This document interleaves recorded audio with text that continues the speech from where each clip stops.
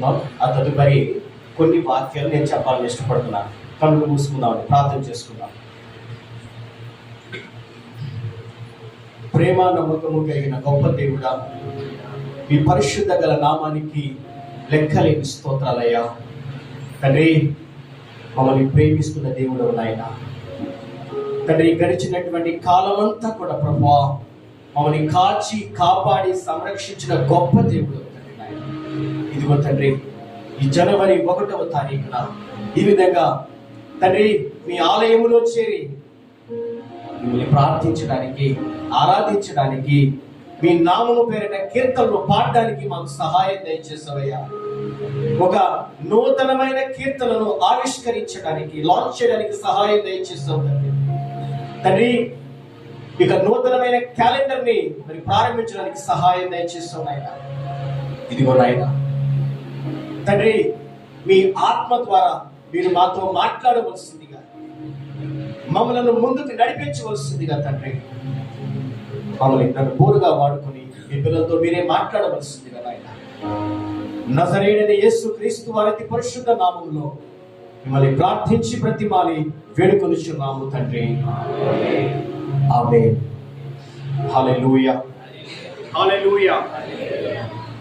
ఏమండి, ఈరోజు ఈ క్రిస్మస్ దినాన నేను చెప్పబోయేటువంటి నా యొక్క మెసేజ్ యొక్క టైటిల్ నేను ఏం తీసుకుంటున్నానంటే, క్రిస్మస్ మనకి దేవుడిస్తున్న మరొక అవకాశం. Hallelujah. Christmas the gift of another chance. ఎందుకని మరొక అవకాశం నేను అన్నాను అనంటే, వాస్తవానికి దేవుడు అంతకు మునిపే ఒక అవకాశం ఇచ్చాడు. వాస్తవానికి దేవుడు అంతకు మునుపు ఒక మనిషికి దేవుడు అన్ని ఇచ్చాడు. దేవుడు ఆదామును సృష్టించినప్పుడు, హవ్వను సృష్టించినప్పుడు ఎంతో అద్భుత రీతిలో, ఎంతో ఆశ్చర్యకర రీతిలో వారిని దేవుడు సృష్టించాడు. అవునా కదా చెప్పండి? ఎందుకంటారంటే వారికి మరణం లేదు, మరణ భయం లేదు, వ్యాధుల భయం లేదు, ఆర్థిక ఇబ్బందుల భయం లేదు, ఏమండి కలహాల భయం లేదు, ఏ భయం లేదు. ఎంతో సంతోషంగా, ఎంతో ఆనందంగా జీవించేటువంటి గొప్ప ధన్యతను వారికి దేవుడు ఇచ్చాడు. కానీ అదే మానవుడు, ఆది మానవుడు ఆదాము మరియు హవ్వ వారిద్దరూ చేసినటువంటి అతిక్రమాన్ని బట్టి, ఆజ్ఞను మీరడాన్ని బట్టి వారు దేవునికి దూరం అయిపోయారు. దేవుడిచ్చిన ఆ అద్భుతమైన అవకాశాన్ని వారు పాడు చేసుకున్నారు. ఏమండి, మీరు చెప్పండి, అంతకు మునుపు మనం చూడలేదు కానీ మనం బైబిల్లో చదువుకుంటాం కదా, ఆదాము దేవునితో పాటు నడిచేవాడు, దేవునితో మాట్లాడేవాడు, దేవునితో సంభాషించేవాడు, బహుశా దేవునితో ఆడుకునేవాడేమో. మన పిల్లలు మనతో ఆడుకుంటారు కదండి, మన పిల్లలు మనతో ఊసులు చెప్తారు. అదే విధంగా ఆదాము దేవునితో మాట్లాడేవాడు, హవ్వ దేవునితో మాట్లాడేదండి. అలాంటి అద్భుతమైన అవకాశాన్ని, ధన్యతను వారు పాడు చేసుకున్నారు. కారణము పాపం. వారు చేసినటువంటి ఆజ్ఞ అతిక్రమం అండి. ఆ అతిక్రమం ఏం చేసిందంటే వారిని దేవునికి దూరం చేసింది. దేవుడిచ్చిన అవకాశాన్ని పాడు చేసిందని నేను అంటానండి. ఒక వాక్యం మనం చదువుకుందాం. యెషయా గ్రంథము 59వ అధ్యాయము మొదటి 2 వాక్యాలు మనం చదువుకుందాం. రక్షింపనేరకై ఉండినట్లు యెహోవా హస్తము కురచ కాలేదు, విననేరకై ఉండినట్లు ఆయన చెవులు మందము కాలేదు. మీ దోషములు మీకును మీ దేవునికి అడ్డముగా వచ్చెను, మీ పాపములు ఆయన ముఖమును మీకు మరుగుపరిచెను. ఏమండి, నిజంగా ఒక మానవుడు అతడు చేస్తున్నటువంటి ఆ యొక్క పాపము, మానవుడు చేస్తున్నటువంటి ఆ పాపము మానవుడికి దేవునికి మధ్య ఏమవుతుందండి? అడ్డంగా వస్తుంది. వాడు చేస్తున్నటువంటి ఆ యొక్క అతిక్రమాలు, ఆ పాపాలు, పాపపు జీవితము దేవుని ముఖము నుండి ఆ మనిషిని దూరం చేస్తుంది. ఇక్కడ ఉన్న వారందరికీ నేను ఒక ప్రశ్న అడుగుతున్నాను. ఒక మానవుడు చేస్తున్నటువంటి అతిక్రమాలను బట్టి దేవునికి మనిషికి మరి అడ్డం వస్తుంది కదా, ఆ అడ్డం ఎంత చెప్పండి? ఎంతండి అడ్డం? అది ఒక జానెడ, 1 కిలోమీటరా, 10 కిలోమీటర్ల? నిజంగా ఒక 100 కిలోమీటర్లు అయితే చక్కగా మనిషి ఆ 100 కిలోమీటర్లు దాటి అక్కడికి వెళ్ళిపోతాడు. అవునా కదండి? నా ప్రశ్న ఏమిటంటే, మానవుడు చేసినటువంటి ఆ యొక్క అతిక్రమము, ఆ యొక్క దోషముని బట్టి వచ్చినటువంటి ఆ అడ్డము ఎంత, దాని యొక్క కొలమానం ఎంత, దాని యొక్క విస్తీర్ణం ఎంత, మధ్యలో ఉన్నటువంటి ఆ గ్యాప్ ఎంత, దానికి సమాధానం చెప్పాలని ఇష్టపడుతున్నానండి. యేసుక్రీస్తు ప్రభు ఒక ఉపమానం చెప్పారు. అదేంటంటే the Jesus parable of rich man and Lazarus. ధనవంతుడు మరియు లాజరు అనేటువంటి ఉపమానాన్ని యేసు ప్రభు చెప్పారు. ఆ ఉపమానంలో ధనవంతుడు అన్ని సుఖ సౌఖ్యాలు అనుభవిస్తున్నాడండి. అతనికి లేనిదంటూ లేదు. డబ్బు ఉంది, కావలసిన ఆహారం ఉంది, బట్టలు ఉన్నాయి, లగ్జరీ, అంత హ్యాపీ లైఫ్. కానీ ఆ ధనవంతుడి గేటు దగ్గరే ఒక బీదవాడు, ఒక దరిద్రుడు పడున్నాడు. అతని పేరు లాజర్ అండి. ఆ లాజర్కి ఏమీ లేదు, వేసుకోవడం సరైన బట్ట లేదు, తినడానికి ఆహారం లేదు, ఒంటి నిండా కురుపులు, ఒంటి నిండా వ్యాధి, బాధ, వేదన, పట్టించుకునే నాదుడు లేడు. ఆ ధనవంతుడి బల మీద నుండి ఇన్ని మెతుకులు కడకపోతాయా, వాటిని తిన్న కడుపు నింపుకుందామా అని ఆశతో ఎదురు చూస్తున్నాడు ఆ లాజరు. కానీ పాపం ఏమీ దొరకట్లేదండి. కుక్కలు వచ్చి అతని కురుపులు లాగుతున్నాయి.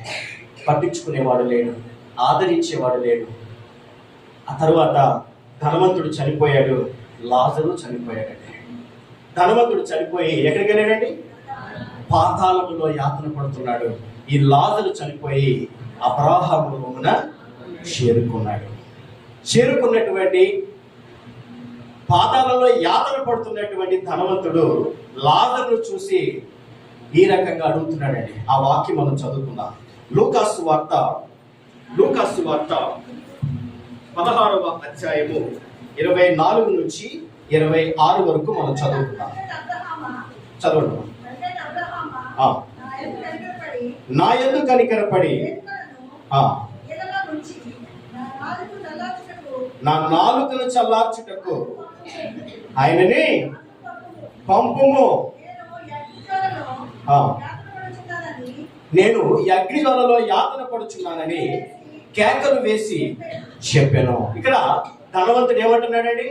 అయ్యో అబ్రహామా, ఈ పాతాళంలో నేను యాతన పడలేకపోతున్నానయ్యా. విపరీతమైన వేడి, విపరీతమైన బాధ, ఒక చుక్క నీరు కూడా లేదయ్యా అని చెప్పి ఎంతో వేదన పడుతున్నాడండి.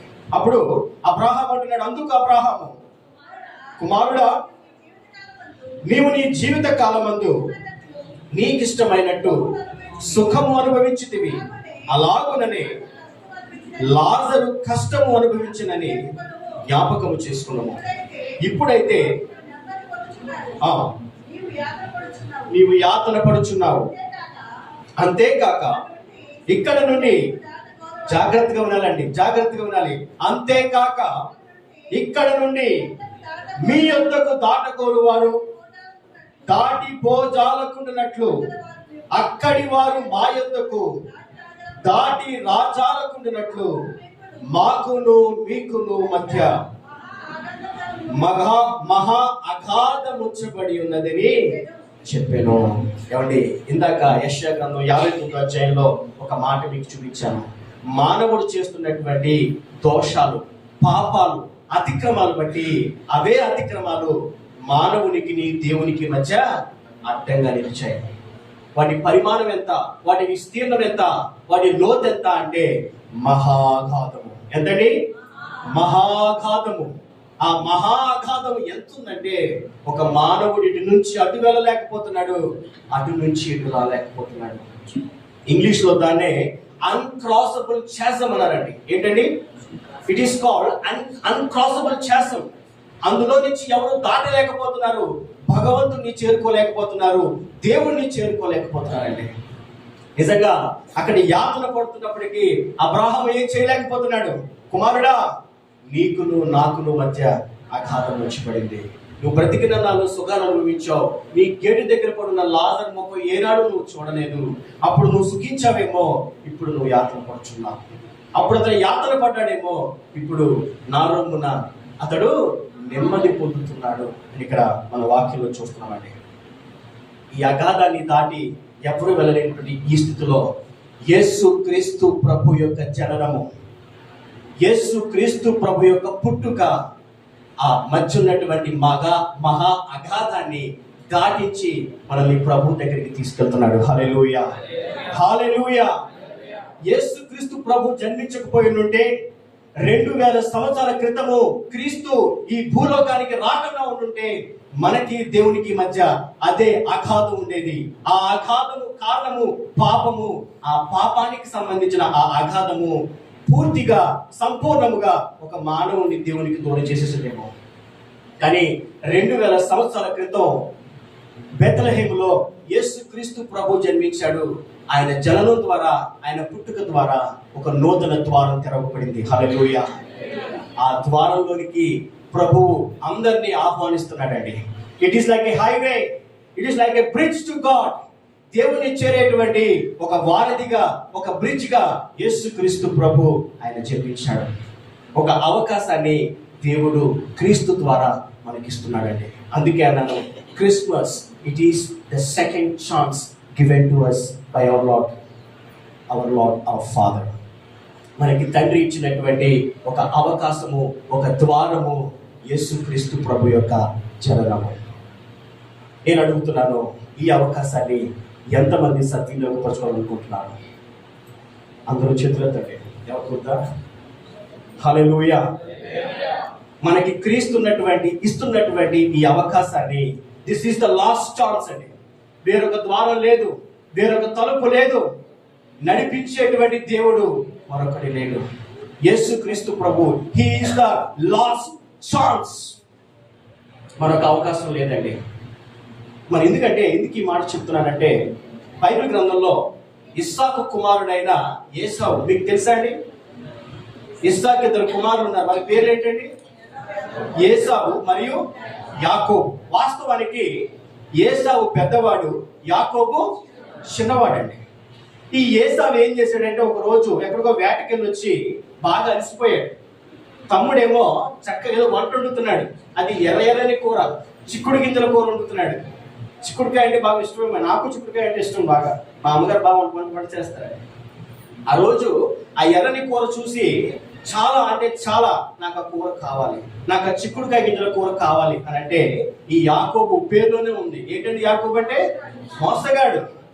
ఆయన అంటాడు, అయితే నీ జ్యేష్ఠత్వం నాకు అమ్మే ఈ కూర తీసేసుకో అంటాడండి.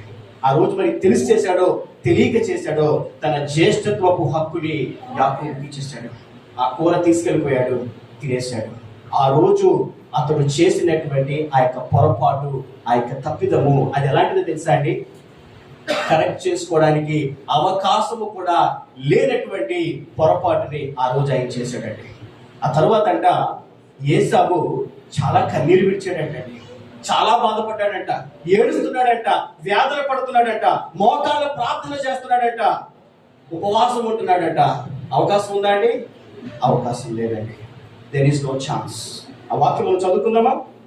హెబ్రీ పత్రిక 12వ అధ్యాయము 17వ వాక్యం మనం చదువుకున్నట్లయితే, ఏసావు ఆ తరువాత ఆశీర్వాదము పొందగోరి కన్నీళ్లు విడుచుచు దాని కోసరము శ్రద్ధతో వెతికినను మారు మనస్సు పొంద అవకాశము దొరకక విసర్జింపబడినని మీరు ఎరుగుదురు.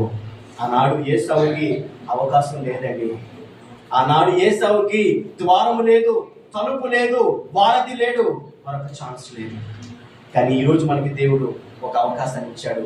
ఆ అవకాశం పేరేంటో తెలుసా అండి? మన ప్రభు అయిన యేసుక్రీస్తు ప్రభు. మన జీవితాన్ని మనం మార్చుకోవడం ద్వారా, ఆయనకి మనల్ని అప్పగించుకోవడం ద్వారా, మనం పశ్చాత్తాపడడం ద్వారా మనం ఆ ద్వారంలో మనం చేరగలుగుతాం. దేవుడు ఆ తలుపుని మన కొరకు తీసుంచాడు. ఈ నూతన సంవత్సరంలో ప్రతి మనిషి ఆలోచించాలి, ప్రతి వ్యక్తి ఆలోచించాలి, నా జీవితాన్ని ఒకవేళ నేను యేసయ్యకి ఇవ్వకపోతే నాకు ఆ ద్వారంలో ప్రవేశించే అవకాశం ఉండదు. ఒకవేళ ప్రభు రాకడ ఆలస్యమైతే ఆ ద్వారంలో నేను చేరాలి, ఆ ద్వారంలో నేను ఉండాలి. నేను బయట ఉండకూడదు. బయట ఉంటే నాకు మరొక అవకాశం లేదు. బైబిల్లో మరొక ఉదాహరణ మనం చూస్తారండి. లోతు భార్య. ఈ లోతు భార్య చేసిన ఒకే ఒక్క పొరపాటు ఏంటంటే, సొదొమ గొమొర్రా పట్టణాన్ని నాశనం చేస్తున్నప్పుడు ఒకే ఒక్క మాట చెప్పాడు. వెనక్కి తిరిగి చూడకమ్మా అని చెప్పాడు. ఏమండి, మన ముందు దేవుడు ఇచ్చినటువంటి ఈ ద్వారంలో, ఈ తలుపులో ఒక్కసారి మనం ఎంటర్ అయ్యి మనం వెనక్కి తిరిగి చూడకూడదు. నాగటి మీద చెయ్యి వేసి వెనుక తట్టు చూచువాడు, చెప్పండి, పరలోక రాజ్యము చేరడు. మనం ఒక్కసారి ఆ యొక్క ద్వారంలో అడుగు పెట్టిన తర్వాత, మనం క్రీస్తు ద్వారా రక్షణలో ప్రవేశించిన తర్వాత మనం వెనక్కి తిరిగి చూడకూడదు. మరలా పాపాన్ని చూడకూడదు, మరలా ఈ లోకాన్ని చూడకూడదు, ఈ లోకాశల్లో పడి మనం దేవుని విడిచిపెట్టకూడదు. అలా కాకుండా లోతు భార్యలాగా మనం వెనక్కి తిరిగి చూస్తే అంతేనండి, ఇక మనం ముందుకు వెళ్ళలేము. ఆనాడు ఆమె వెనక్కి తిరిగి చూసింది, ఉప్పు స్తంభం అయిపోయింది, మరొక అవకాశము లేదు. బహుశా ఆ తర్వాత ఆమె ఎంతో ప్రార్థన చేస్తుందేమో మనసులో. ఏంటంటే ఉపయోగం? వెనక్కి తిరిగి చూసింది, ఉప్పు స్తంభం అయిపోయింది, తనకి ఇచ్చినటువంటి అవకాశాన్ని ఆమె పోగొట్టుకుంది. ఈరోజు ఆ అవకాశాన్ని మనం పాడు చేసుకోవద్దండి. మనకి దేవుడు విలువైన జీవితాన్ని ఇచ్చాడు, మనకి దేవుడు అద్భుతమైన కుటుంబాన్ని ఇచ్చాడు, అద్భుతమైన జీవనోపాధిని ఇచ్చాడు, మంచి జీవితం మనకి దేవుడు ఇచ్చాడు. ఈ జీవితంలో మన దేవుని మహిమపరిచే క్రియలు మనం చేద్దాం. దేవుని మహిమపరిచే విధంగా మనం జీవిద్దాం. మనకు మాత్రమే కాదు, 10 మందికి మేలుకరంగా మనం జీవిద్దాం. 10 మందికి మనం సహాయం చేద్దాం. మనం చేయగలిగినటువంటి పనిని మనం తప్పకుండా మనం చేద్దాం. హల్లెలూయా. మరి మరొక ఉదాహరణ బైబిల్లో మనం చూసినట్లయితే, యేసు ప్రభు చెప్పినటువంటి మరొక ఉపమానము, అదే బుద్ధిగల కన్యకలు, బుద్ధి లేని కన్యకలు. ఏమండి, ఈ 10 మంది కన్యకల్లో 5గురు బుద్ధి కలిగిన కన్యకలు, 5గురు బుద్ధి లేని కన్యకలు. అని ఈ బుద్ధి లేని కన్యకలు చేసిన ఒకే ఒక పొరపాటు, సరిగా సిద్ధపడకపోవడం. ఏంటండి? అంతకు మునుపు ద్వారంలో ప్రవేశించడం మొదటిది. ఆ తరువాత ద్వారంలో ప్రవేశించిన తర్వాత వెనక్కి తిరిగి చూడకపోవడం రెండవది. వెనక్కి తిరిగి చూడకూడదు, మనం ముందుకు మాత్రమే ప్రయాణం చేయాలి. మూడవదిగా ప్రాముఖ్యంగా మనం ఆలోచించాలి, మనం జాగ్రత్తగా గుర్తు పెట్టుకోవాలి, మనం ఏ రీతిగా మనల్ని మనం సిద్ధపరచుకుంటున్నాం. ఇందాక దైవ సేవకులు చెప్పారు, ఒక పాస్టర్ గారు మీ ఇంటికి వస్తే మీరు ఏ రకంగా సిద్ధపడతారు? ఎప్పటిలాగే సిద్ధపడతారా అండి? మరి పురుషులైతే ఒక బనీను, ఒక నైట్ ప్యాంట్ వేసుకుని ఏమండి ఆహ్వానం పలుకుతారా? మన దగ్గర ఉన్న అన్ని వస్త్రాలను, ప్రశస్తమైన వస్త్రాలను మనం ధరిస్తాం, అవునా కాదండి? ఒక ఫంక్షన్కి వెళ్ళినప్పుడు ఎంతో చక్కని వస్త్రం మనం ధరించి అక్కడికి వెళ్తాం. అదే విధంగా మన ఆత్మీయ జీవితంలో క్రీస్తుతో మన యొక్క ప్రయాణం ప్రారంభమైన తర్వాత మన జీవితాలు అంతే ఎంతో చక్కని సువాసన కలిగిన జీవితాలుగా ఉండాలి. హల్లెలూయా, హల్లెలూయా. మన సాక్ష్యం విన్నప్పుడు, మన జీవితాన్ని చూసినప్పుడు, మన బ్రతుకుని 10 మంది చూసినప్పుడు అది వారికి సువాసనగా ఉండాలి. దేవుని నామాన్ని మహిమపరిచే విధంగా ఉండాలని, దుర్గంధంగా ఉండకూడదండి. దేవుని నామాన్ని ఘనపరిచే విధంగా ఉండాలి తప్ప ఆయనకి ఘనహీనతగా ఎప్పుడు మనం జీవించకూడదు. ఈ బుద్ధి లేని కన్యకలు చేసిన పొరపాటు ఏంటంటే, వారితో పాటు సఫిషియంట్ ఆయిల్ తీసుకెళ్ళలేదు. వారు తీసుకెళ్ళకపోగా పక్క వాళ్ళు అడుగుతున్నారండి. ఈరోజు మన జీవితంలో నేను అడుగుతున్నాను, ప్రతి ఒక్కరు వారి హృదయాన్ని మీరు ప్రశ్నించుకోండి. ఈరోజు మన జీవితంలో దేవునితో మన వ్యక్తిగత సంబంధం ఏ విధంగా ఉందండి? ఎవ్రీడే మనం ప్రార్థన చేయగలుగుతున్నామా? నాకు మీరు సమాధానం చెప్పక్కర్లేదు, ఒక్కసారి మీ హృదయానికి మీరు సమాధానం చెప్పండి. మన యొక్క వ్యక్తిగత జీవితం ఏ విధంగా ఉంది? మన ఆలోచనలు ఏ విధంగా ఉన్నాయి? మన ప్రార్థనా జీవితం ఏ విధంగా ఉంది? అసలు ఈ బైబిల్ మనం చదువుతున్నామా, లేదా కేవలం ఆదివారం మాత్రం మనం తీసి మళ్ళా ఆ ర్యాక్ లో మనం పెట్టేస్తున్నామా? మన ఆత్మీయ జీవితాలు సువర్ణమయముగా ఉండాలి, మన ఆత్మీయ జీవితాలు సువాసనగా ఉండాలి. హల్లెలూయా. ఆనాడు వారు ఆయిల్ కోసం అప్పటికప్పుడు మార్కెట్లోకి వెళ్ళారు. అప్పటికప్పుడు వెళ్తే ఆయిల్ దొరుకుతుందా అండి? అక్కడ తిరిగారు, ఇక్కడ తిరిగారు, అక్కడ తిరిగారు, మొత్తానికి ఆలస్యం అయిపోయింది. పెళ్లి కుమారుడు వచ్చేసాడు, ఉన్నటువంటి కన్యకలు దాని లోపలికి వెళ్ళిపోయాడు. ద్వారము మూయబడింది, మరొక అవకాశము లేదు. వచ్చి తలుపు కొడుతున్నారు. అయ్యా పెళ్లి కుమారుడా, మా కోసం తలుపు తీయ్యా.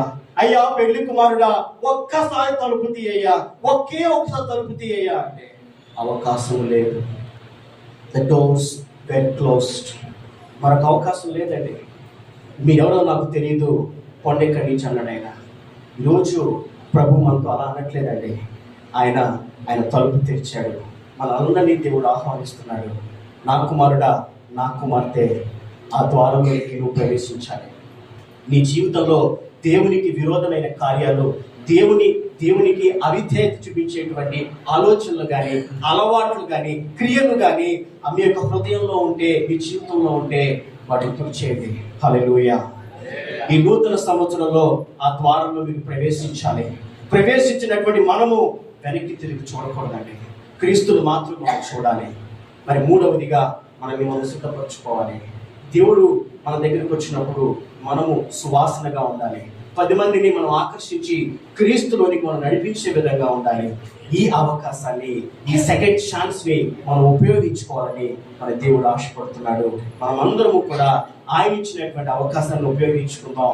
రాబోయే సంవత్సరం నుండి జ్యోతుల వలె, అద్భుతమైనటువంటి దైవ సేవకుల వలె, దైవ సేవకుల వలె, గొప్ప విశ్వాసుల వలె మనం జీవిద్దాం. సువాసనగా ఉందాం. దేవుని నామాన్ని మహిమపడతాం. దేవుడు తన పరిశుద్ధ వాక్కును దీవించి ఆశీర్వదించును గాక. ఆమేన్. హల్లెలూయా, హల్లెలూయా, హల్లెలూయా. ఈ సమయంలో ముందుగా